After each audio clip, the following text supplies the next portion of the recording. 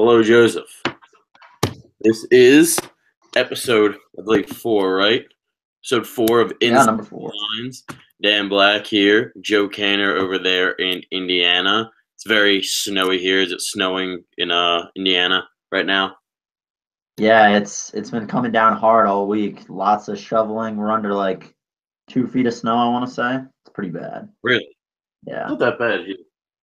I mean, it's worse than it was like last week, but it's not windy now, just blowing it all around. But it is what it is. We haven't been able to speak for a couple days via this, but now we're back for episode 4. So let's get right into it. Obviously, the playoffs start. The playoffs were Monday night, college football playoffs. Alabama defeated. Uh, why am I blowing the name? Clemson. Christ, we literally just talked about it. Alabama, but yeah, beat Clemson 24-6, and then obviously Georgia over Oklahoma in that thriller, 2 overtime thriller. They won 54-48. So now all SEC championship, I believe the championship's this upcoming Monday. So you look at it now, and people were worried. We talked about it. We said, well, going into Monday, Big Ten 7-0 in bowl games. Clearly, they've made themselves known as the dominant football conference of college football. Now that it's all SEC, does this championship sort of solidify them as saying, hold on, Big Ten fans, not so much? I don't think so. The SEC is a good conference, one of the best in college football. I don't think that's changed. I still think the Big Ten is deeper, top to bottom, and that's what makes them the best conference in college football. The SEC, I didn't really learn anything from Saturdays, or from Mondays, rather. Sorry, I'm all screwed up with the dates here in the new year. Uh, I didn't really learn anything about the SEC in Monday's games because statistically, according to Las Vegas, this was the most probable result. Alabama and Georgia were both slightly favored in their playoff games. And Georgia, I mean, I picked them to win it all before the playoffs started. I think they're the best team in college football, and Alabama is still obviously up there as one of the cream of the crop. And I think the difference between them beating Clemson so handily was just you gave Nick Saban too much time to prepare.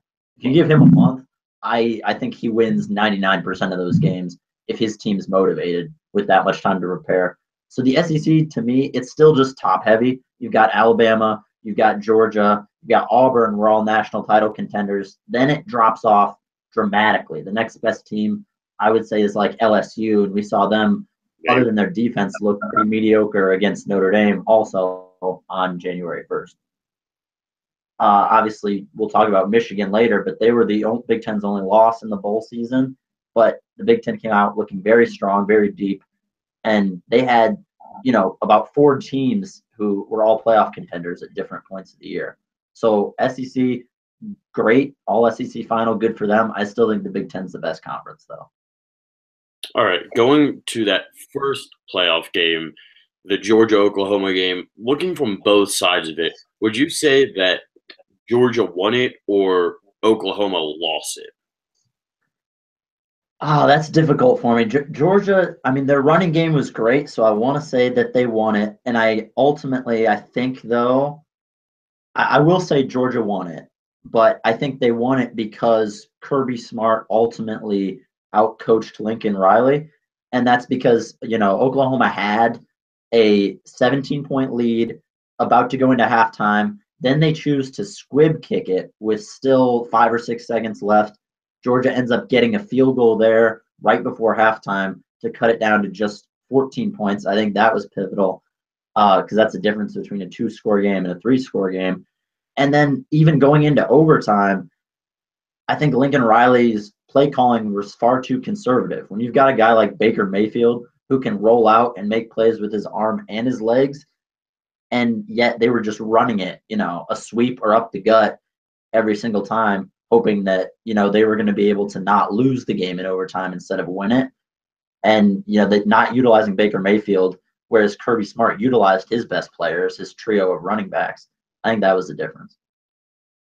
No, I 100% agree. In that situation, you're going with your best your best option is your offense if you're Oklahoma going against a very strong a team where they're strong on both sides of the ball. So to me, if you're Lincoln Riley, why would you try and depend on your far worse defense Mhm. like than trust your quarterback and his offense, who I think average like 500 yards a game, to get you 2 or 3 yards? I think it was like 4th and 1 or 4th and 2 or something, and they kicked a field goal in overtime instead of Mhm.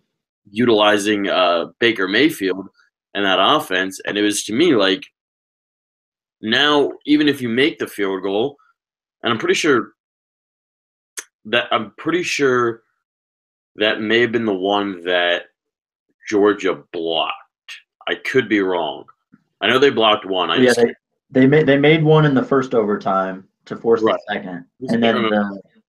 yeah, I can't remember second the one was audio, blocked. but nonetheless, I know they blocked one. But anyway, either way, you're entrusting your defense to stop an insane running game, which is eventually what won Georgia Yeah. the game in the end. Uh, which is your Achilles heel of your entire team.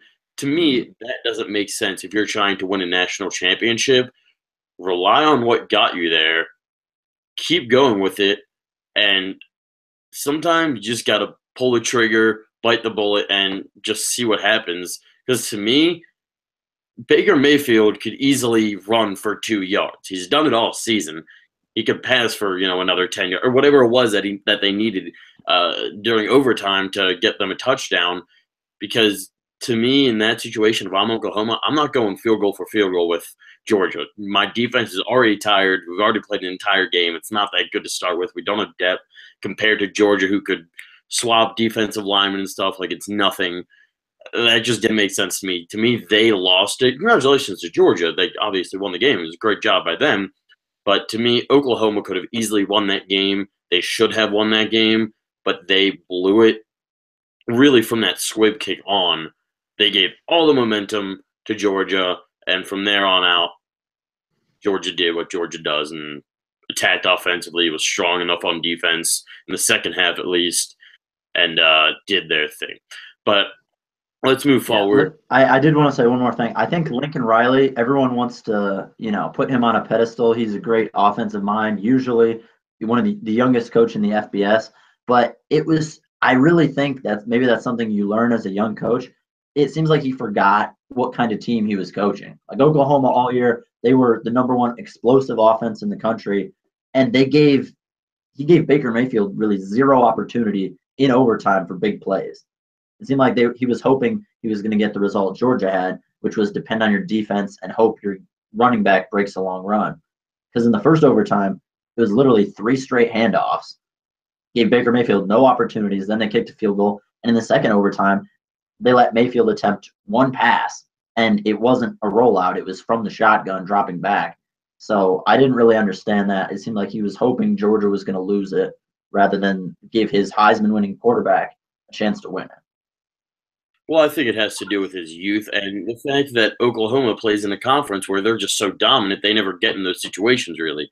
They never get in a That's true. situation where they're going score for score and going to overtime where more times than not, they got a game won by the third quarter. They're not used to having to go deep into games and then, going shot for shot with really strong defenses specifically. So that, again, is part of Lincoln Riley being a young coach, figuring it all out, and it being a huge situation for him. There was a lot riding on it, Yeah. taking over for Bob Stoops, and then suddenly he's in the college football playoff, just Yeah. went away from being in a national championship. Mhm. Um, but still, congratulations to both Alabama and Georgia. Let's move forward, though, to the Big Ten. We were very excited because we thought the Big Ten would finish the bowl season a perfect 8-0. That didn't happen Monday. The SEC prevailed again in that one when they lost to South Carolina Gamecocks. South Carolina went on a 23-0 scoring run to defeat the Wolverines. It's a tough game. Lost 26-19, and now John Harbaugh, 1-2 in bowl games at Michigan. He won his first year there, but then lost the past two. He's 28-11 overall there, 18-8 in the Big Ten, and has never finished higher than third in the East Division in the Big Ten. So looking at that, looking at all those stats and numbers and whatever, where does John Harbaugh, I'm sorry. God, I keep screwing it up. Where does he sit in terms of coaches? This is tough for me. I don't know. I mean, based on what he's done in college, I'm a big fan of Jim Harbaugh's, like, his antics, what he does, his recruiting pattern. I think that's all great. But you look at what he's done at Michigan, and you can't really sugarcoat it. The results haven't been there. He's been to one New Year's Six Bowl, just like his predecessor, Brady Hoke, had been. And since then, just hasn't been able to get it done. He's in a very tough division. Like we said, we think the Big Ten is the best conference in college football, top to bottom. But his record against Ohio State has never beaten them and has only beaten Michigan State once. And that will contribute to them never finishing higher than third. Now that Penn State's on the rise, they're a tough team as well.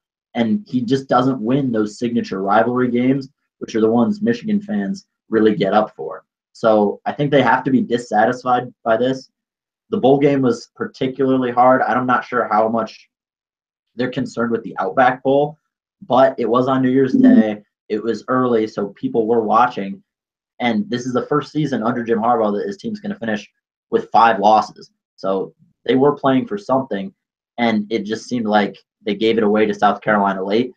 That comes down to coaching for me, because watching the first half, it was clear to me that Michigan was the better team, the more talented team at least. But they blew. Yeah, once they're faced with a little bit of adversity, it seemed like they cracked and allowed South Carolina to go on that deep run.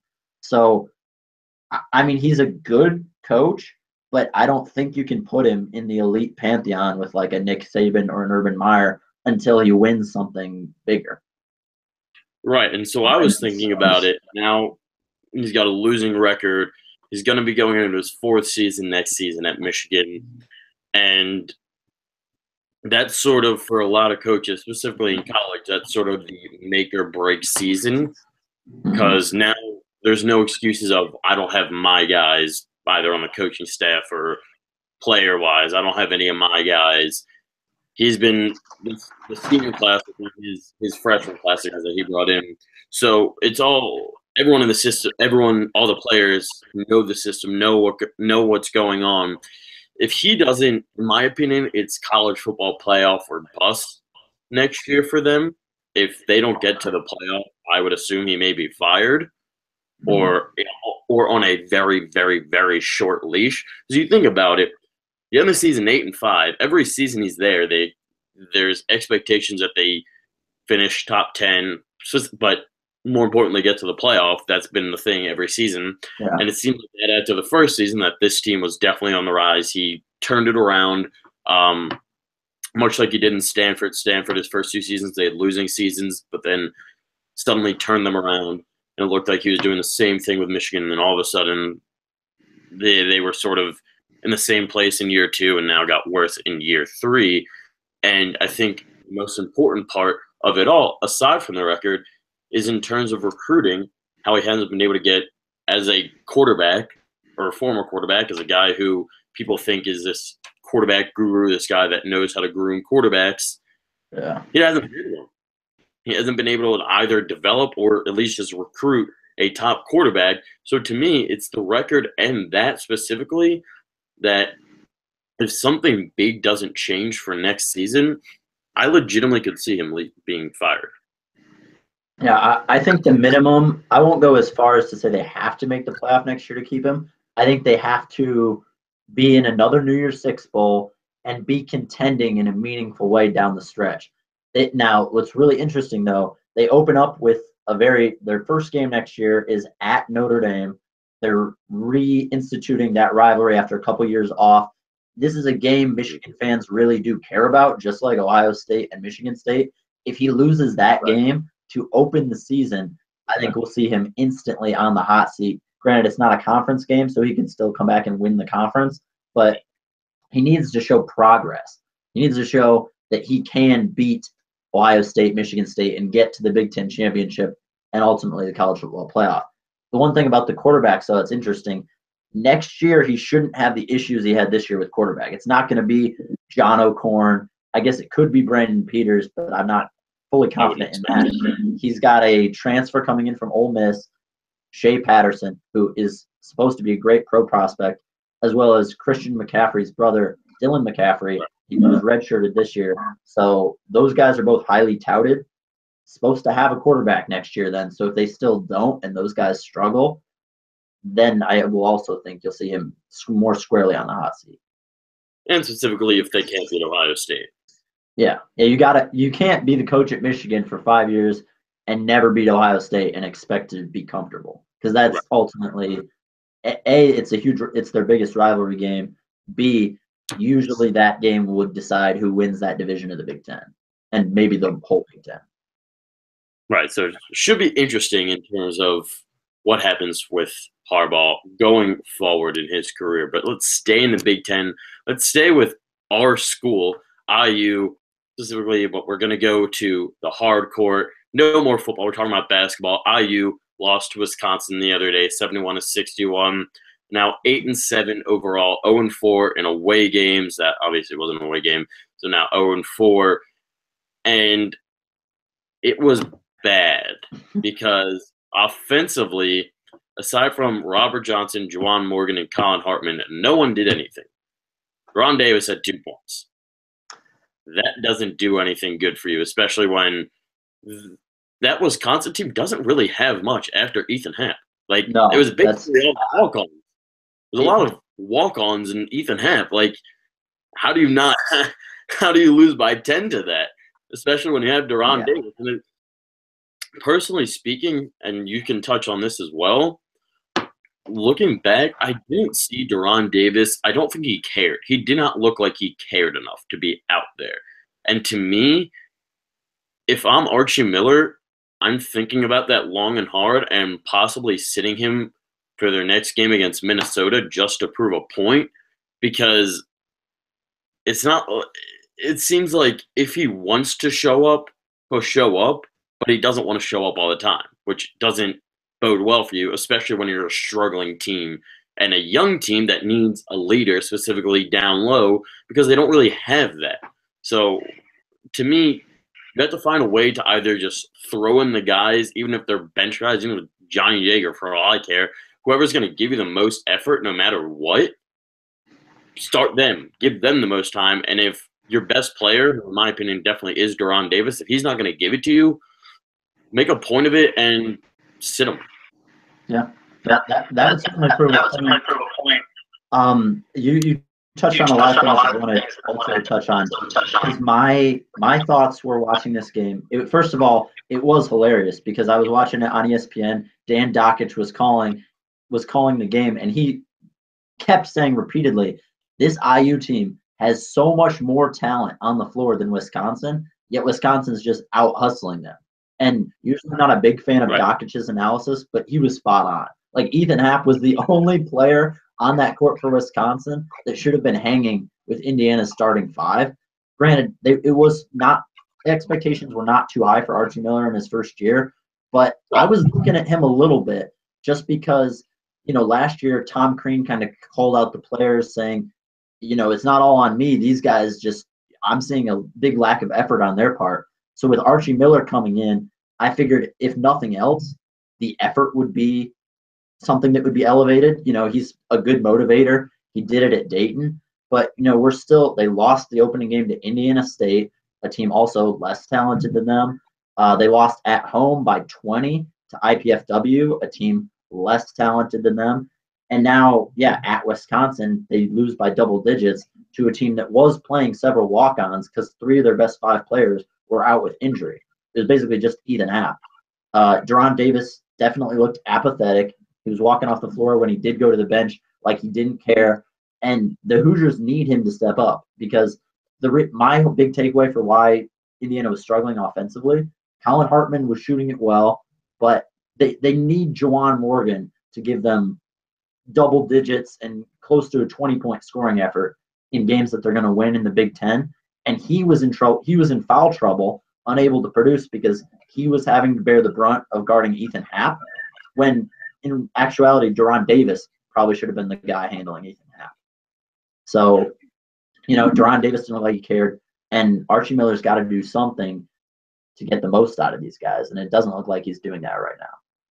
And it seems ironic, especially after this past summer, when one of the biggest stories, aside from, it being Archie Miller's first year and stuff, was the fact that Deron Davis dropped 20 pounds and basically made himself more just muscular. It seemed like now he cares, and then you look out on the court and it's a different Deron Davis every game. Some days you see the guy that losing 20 pounds and trying to get into really good college basketball shape to, you know what, I don't really care today. I don't feel like doing this. So it's very confusing as an IU fan that he should play better. He should be the one scoring 20 points a game, especially in a game like that where there's no one really aside from Ethan Happ, I guess, that can guard him. He should have been all over the place, and instead he's playing like it doesn't matter. So I don't know how you motivate him. But Archie Miller's got to figure it out if they want to try and get this thing turned around. Obviously, the expectations are still very low. Obviously, they're lower by the loss, but you got to show some kind of confidence for the fans. They had to find some reason to believe that if not this year, next year, there's still a possibility of turning this whole program around and making it strong again. Yeah, I mean, I think it starts with Deron Davis. Even I'm not asking him to score, 25 every game, but if he can give me a double-double, the bare minimum double-double, let's say 10 points, 10 rebounds, and guard Ethan Happ, then I think that frees up Juwan Morgan to have a much better game offensively, and that could have accounted for like 15, 20 more points than he was able to. Because you saw it against – this is an Indiana team, if properly motivated, that's – I want to – I don't have high expectations this year, but they're capable of playing much better. They were in the Duke game right until the end. They were able to upset Notre Dame behind a big scoring effort by Juwan Morgan. So, I mean, this is not a team that should be losing to IPFW by 20 at home and dropping, the game to 4 walk-ons and Ethan Happ by double digits up at the Kohl Center either. So, coaching, whatever you have to do, but you got to motivate Deron Davis because this team might go as he goes. Right, I agree. Let's turn now to the next level after college basketball. Let's go to the NBA. Isaiah Thomas finally made his debut for the Cavaliers the other day. Scored 17 points in 19 minutes, 6 of 12 shooting. Pretty good performance. Luckily, they played a porous defensively backcourt in Portland. Yeah. Those are my boys, though. I love the Trailblazers. But nonetheless, I can admit that they are not good defensively in that backcourt. So signs of life, and didn't play against the Celtics in his Boston homecoming. Got a huge ovation, though, nonetheless. And I forgot that he wasn't there. He was only there for like 2 or 3 years. Like, it seems like with the fanfare, he was there for like a decade. Yeah. Yeah, the king of the fourth. He was a big deal in Boston for the couple of years he was. Yeah, and weird how that happened. Anyway, but looking back at and looking at that Celtics game last night, the Celtics just did their thing and beat the Cavaliers, I think, by like close to 20. Otherwise, it was like 100-something to 88. Yeah, I can't remember. I knew it was like high teens, something like that. Maybe even like 8, and whatever it was. Either way, after watching that and after watching IT's performance, clearly not going to be.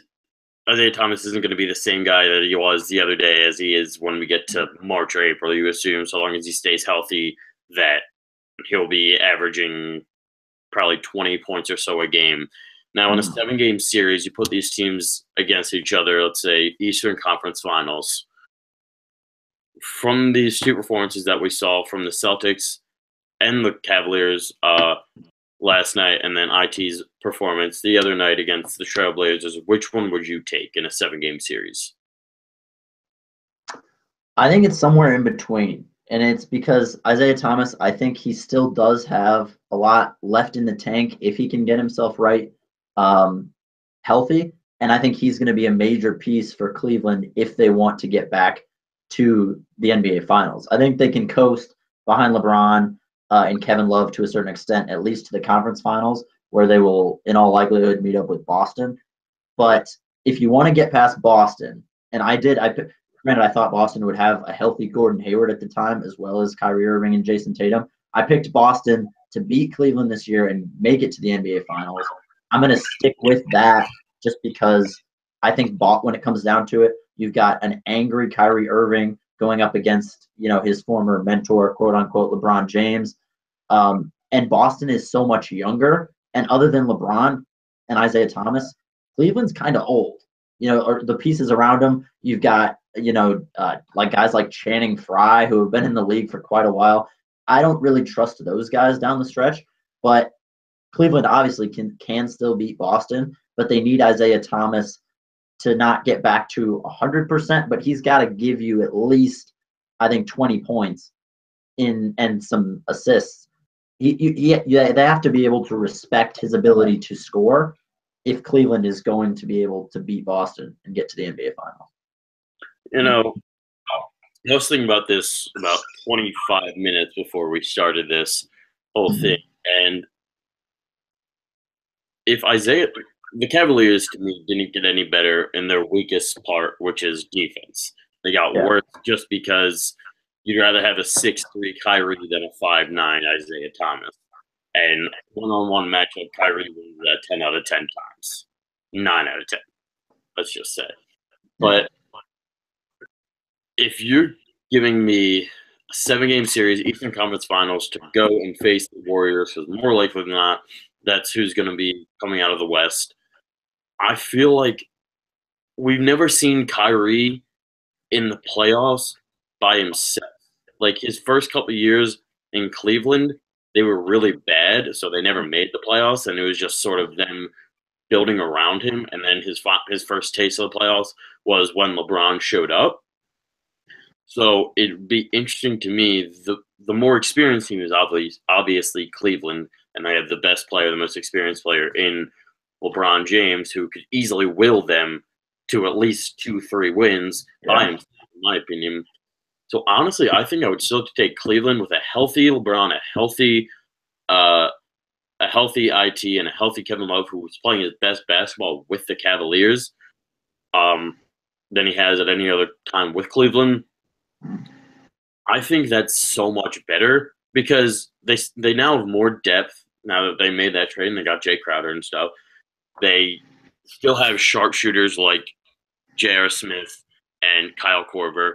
So they still have, they're older. They're not going to be able to run with the Celtics by any means, but they also have much more experience. The Celtics, their best players are all 25 or younger. You look at Tatum, he's a rookie. Jaylen Brown's, this is second year. And then Kyrie, we've never seen him. We've seen him on the big stage, but he's never had to be the main guy.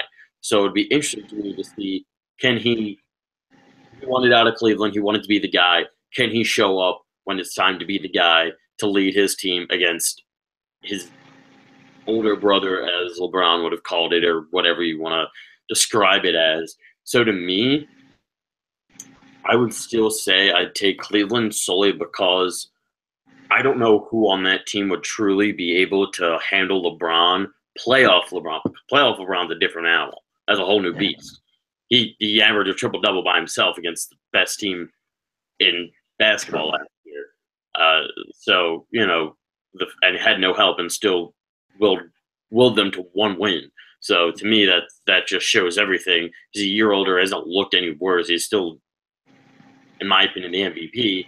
So to me, I got to take them just based off they have LeBron James, and there's no one with enough experience or enough body to take him for 7 games. I just don't see it.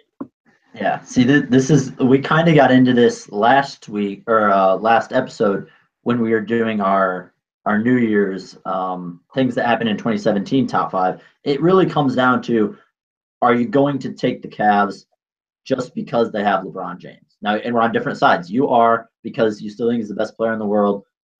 Yeah, he may still be the best player in the world, but I'm going to go with the Celtics this year. I think this is the year that age catches up to him. And I'm going to reverse the Isaiah Thomas point, because last year, while he was the Celtics' leading scorer in that series against Cleveland, he was a defensive liability. Like you said, Kyrie Irving wins that battle against Isaiah Thomas one-on-one 10 times out of 10, just because of his size, not because of his effort.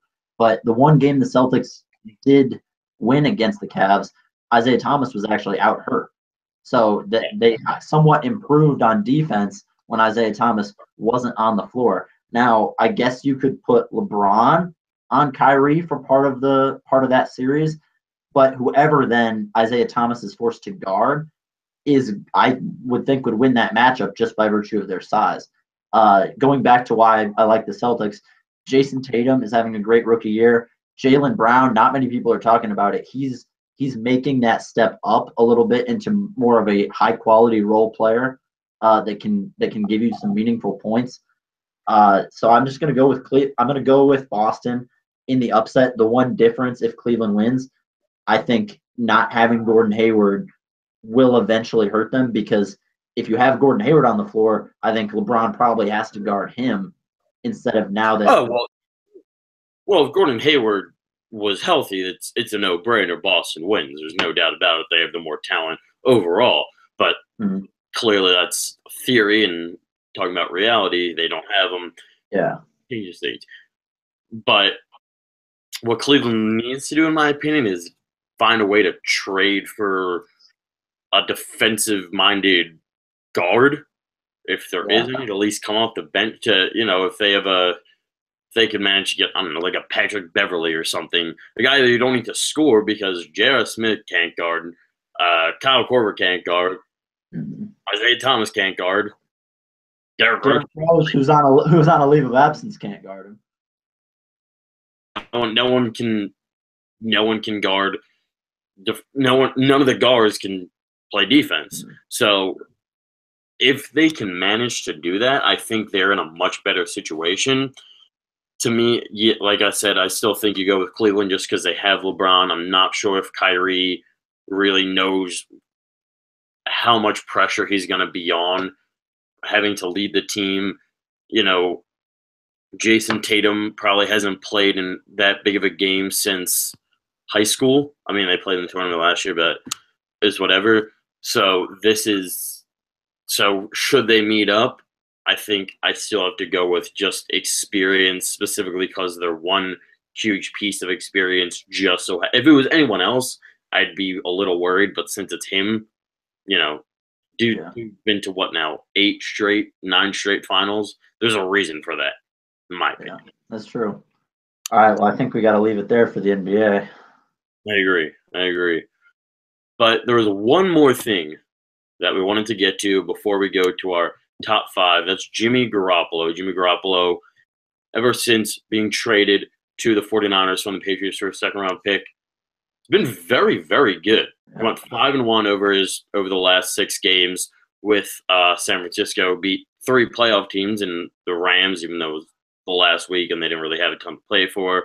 And then 2 AFC South opponents in Jacksonville and Tennessee. Threw for over 1,500 yards during that time. Not a great touchdown to interception rating or difference in 7 touchdowns to 5 interceptions, but nonetheless showed a ton of potential.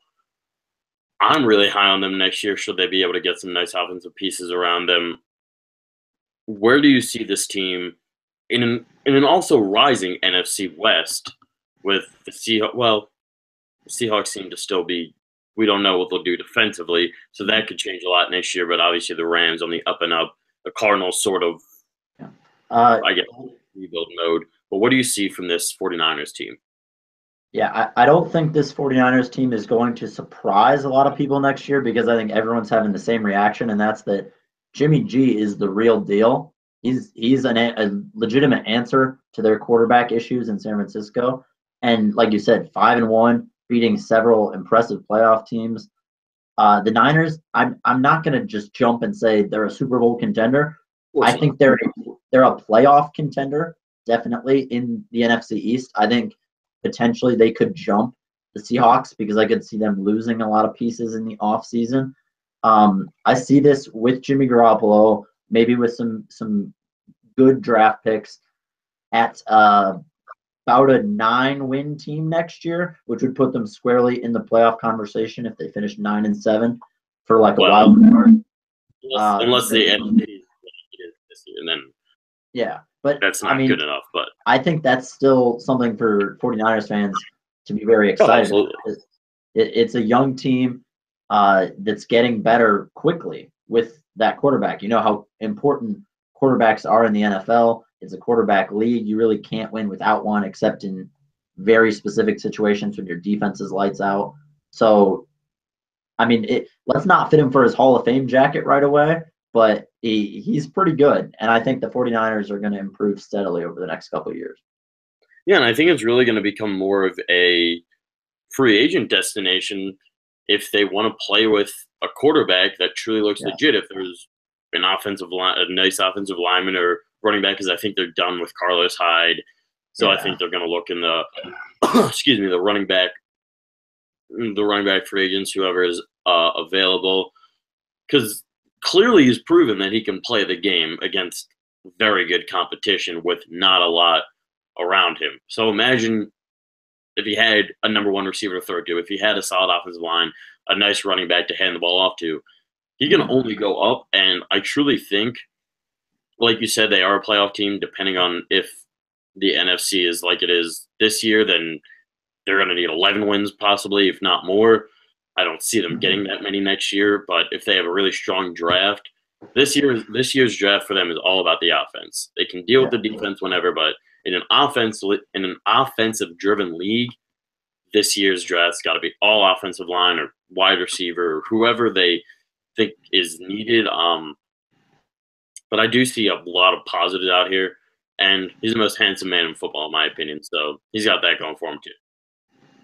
That's my theory. But let's go to our top 5 to end the show, end the podcast, whatever. We're doing it because the Hall of Fame finalists came out. So we're going to do our top 5, who we believe is going to get in, or who we believe the top 5 guys deserving to get in. Joe, you can go first. All right. Well, there's one guy that I think is going to be on your list. Granted, you're from Philadelphia, so maybe not. Terrell Owens. So I purposely did not pick him because I wanted to get your thoughts on that guy. I'll go with the only quarterback on my list first, Ken Stabler. Not in the Hall of Fame. He's a Super Bowl champion, NFL MVP in 1974, 4-time Pro Bowler, 2-time first-team All-Pro. He twice led the NFL in passing touchdowns, and he was once the NFL leader in passer rating. So this is a guy that's got, all the achievements really that you look for in a Hall of Famer, except not yet in the Hall of Fame. He's a guy that still gets talked about at the quarterback position when you talk about like a mobile white quarterback that can move around in the pocket a little bit and make plays. So, I mean, I don't know why he's not in. Number 1, Ken Stabler. What about you? I don't have one quarterback on my list. Yeah, he was the only one because typically those guys get in. But right, which I completely forgot that he wasn't in. It's very surprising. So you brought up T.O. I do have him on my list. He should have been a first ballot Hall of Famer. I think it's his 3rd time around. Got screwed because he liked to have fun and like to be out of the box. But so does every good wide receiver. They think they're the best. They're going to do things their way. There's another wide receiver that I'm sure is on your list. He's on my list that was much like Terrell Owens, but just shy of 16,000 yards, 2nd overall, 153 touchdowns, which is good for 3rd. He just, I saw him play many times when he played in Philadelphia. Obviously, helped take him to a Super Bowl. Last time they went to the Super Bowl in 2004, and they lost by a field goal to the Patriots. But he did sometimes have issues dropping balls, but most of the time, I'd say 85-90% of the time, if you throw the ball his way, he was going to catch it. And he would just do certain things. I remember watching his first touchdown. It was against as an Eagle was against the Ravens in the preseason. I think it was the first play of the game. Donovan McNabb hit him for, I want to say it was like a 50 or 60 some yard touchdown. That was the first play of him as an Eagle in an actual game. And like that set the precedent that like this was a great idea to get him. So he definitely should get in. One of the greatest wide receivers ever. The fact that he hasn't gone in is absurd, but this has got to be easier. Yeah, I'm not gonna. I purposely made my list without him because I knew that he would be on yours, but he's definitely on my list. He should be in. He might be the most entertaining wide receiver that I've ever watched at the pro level. Just you go back to like the Gatorade, and you still see all the highlights, the popcorn, and he was great on and off the field. You know, he gave you entertainment when he was just sitting there doing an interview, doing like a million sit-ups. Yeah. And just cracking jokes like get your popcorn ready when he went to Cincinnati with Ocho Cinco. Tried to do several comebacks at like the age of 40 and something crazy. But I always still believed he could play. He's just in that good a shape. He was lights out. I don't know how he's not in. But I'll get to a wide receiver I have on my list who I think will be in. I believe this is the first year Randy Moss is eligible. And I think he's also a slam dunk, no doubt, first ballot Hall of Famer. Up there in yards. I think he finished third or fourth in receiving yards. Also in touchdowns, he's up there. One of the best to ever do it. Randy Moss got to be in. But with the Vikings and the Patriots, he was a bona fide #1 target. Put Randy Moss in the Hall of Fame. I also have him up there for 100% the same reasons. So I'm not going to get into this. I'm just going to go to my third one since we both have him up there. My third one is one of my favorite players growing up. Played for the Eagles for basically his entire career. A defensive monster. His nickname was Wolverine for a reason. Brian Dawkins, 37 interceptions, just over 1,100 tackles for his career, 9-time Pro Bowler. He'd throw his body around like it didn't matter. He'd lay out some of the hardest hits you would ever see. And he was the definition of a leader in the greatest terms. You know, he would pump everyone up anytime. I've met him, obviously, after he's retired. He's a very nice guy.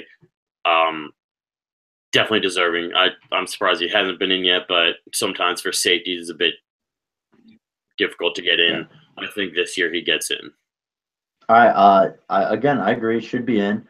I'll go then to the only safety on my list, Ed Reed. Ed Reed will now be eligible. He last played in 2013, so this year will be the 5-year mark for him.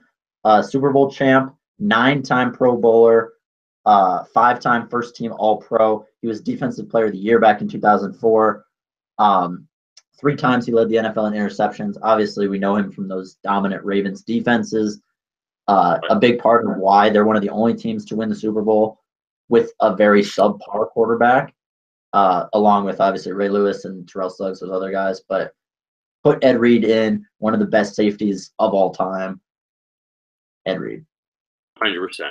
My fourth was another defensive back, former Super Bowl champion, general manager of a team that we talked about before, Jimmy Garoppolo, the 49ers, John Lynch.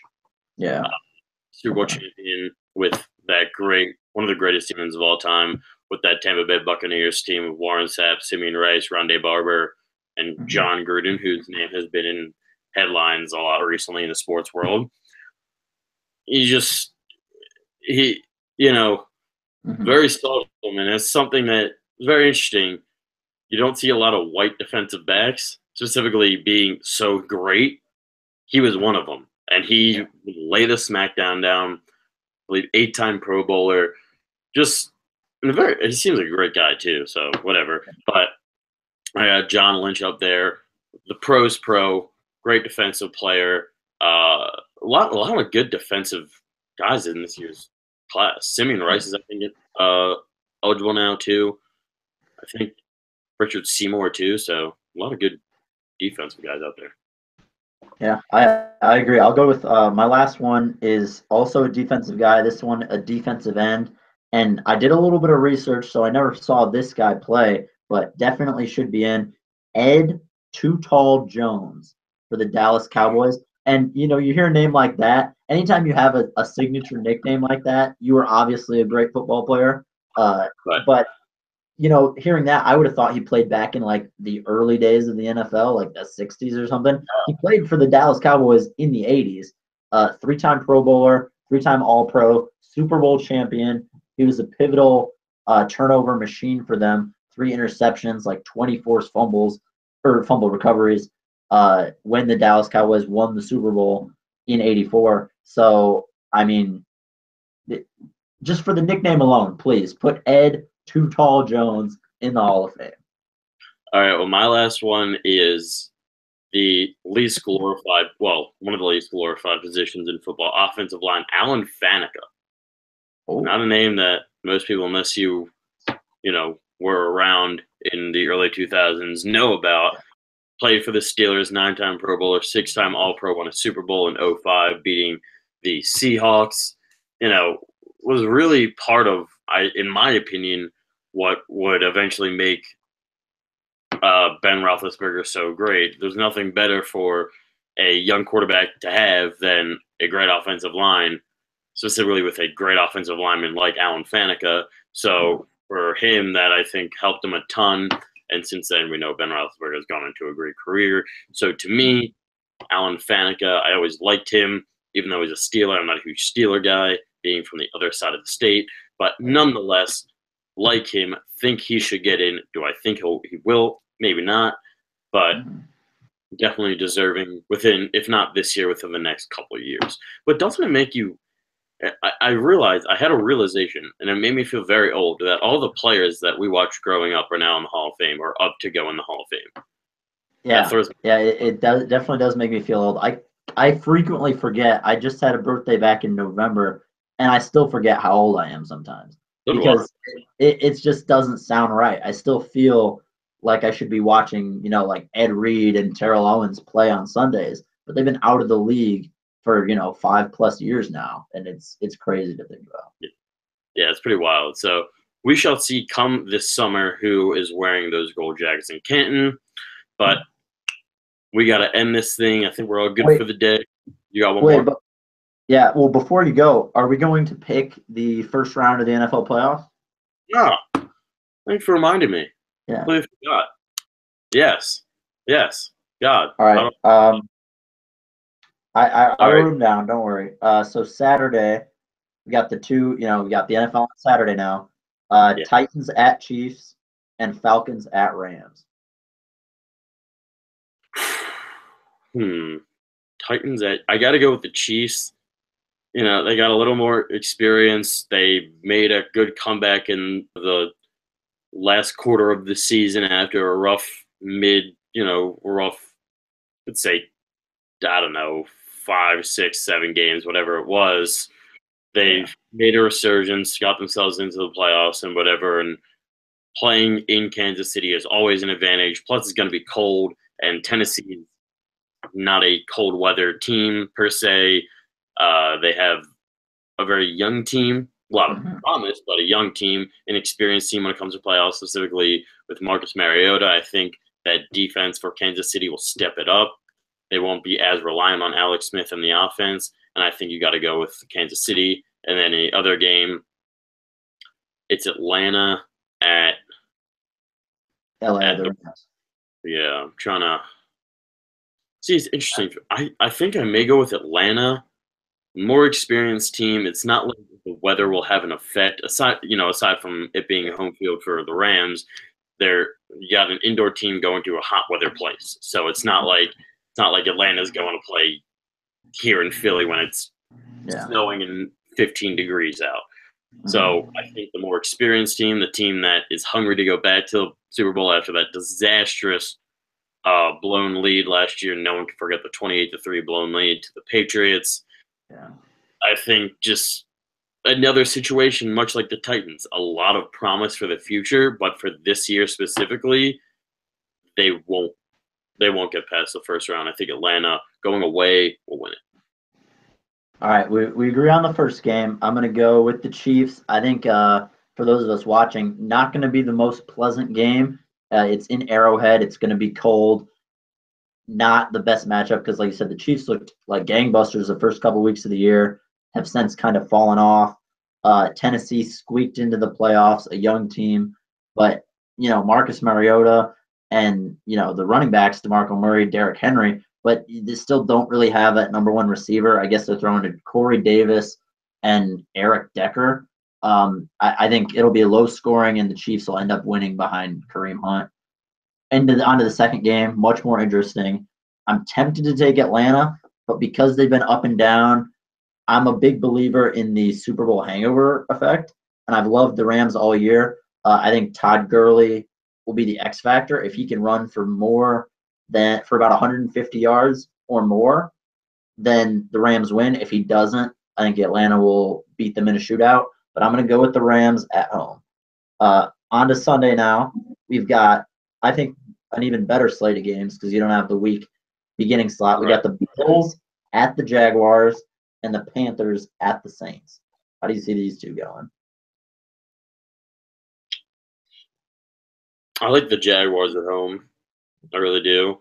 I think Bortles, obviously, I think is an average quarterback, but I think that defense is really strong. And I think that run game, obviously, is the backbone of that offense.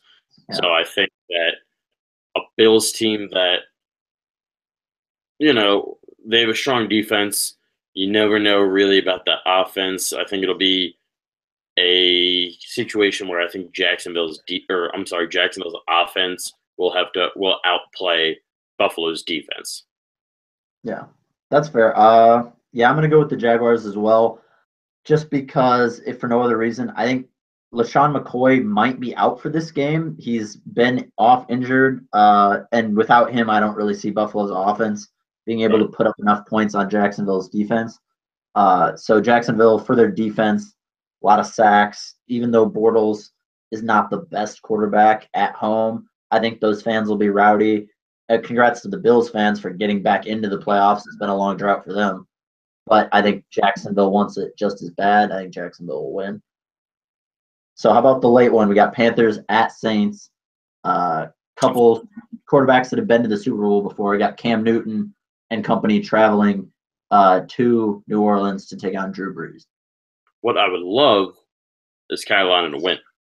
What I think will happen is New Orleans wins. That run game is just absurd for them.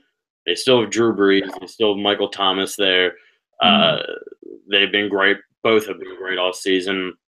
The defense has been hit or miss, but I think they'll be good enough to, if they can at least slow down Cam Newton in some way, then they'll be good enough. Because Cam Newton, again, there's weeks where he looks great, there's weeks where he looks terrible, and then, it's a wave. It all depends.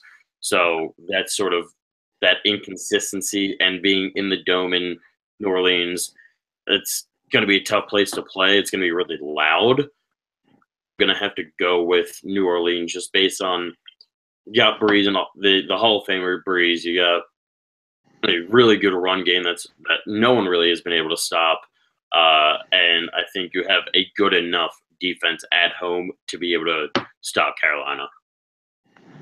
Yeah, this to me feels like, maybe I'm wrong, because I didn't even think coming into the season that they would be that much of a playoff contender. This feels like Drew Brees' last hurrah for me, his last time to truly compete in a meaningful way for a Super Bowl championship. And obviously, great quarterback, Hall of Famer. He just, I believe, broke another record this year for completion percentage. So, just adding to his great career.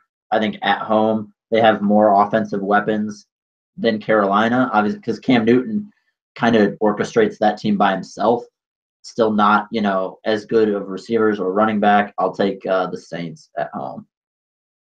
All right, so I think we're basically both in agreement on the playoffs as a whole going into at least the first round, the wild card round.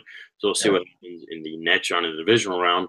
But that's Joe Cantor in Indiana, Dan Black in Philadelphia. We'll be back probably sometime next week to talk about back in Bloomington potentially. People won't be seeing us because we'll be in the regular recording booth, but it is what it is. we're not that good to look at anyway.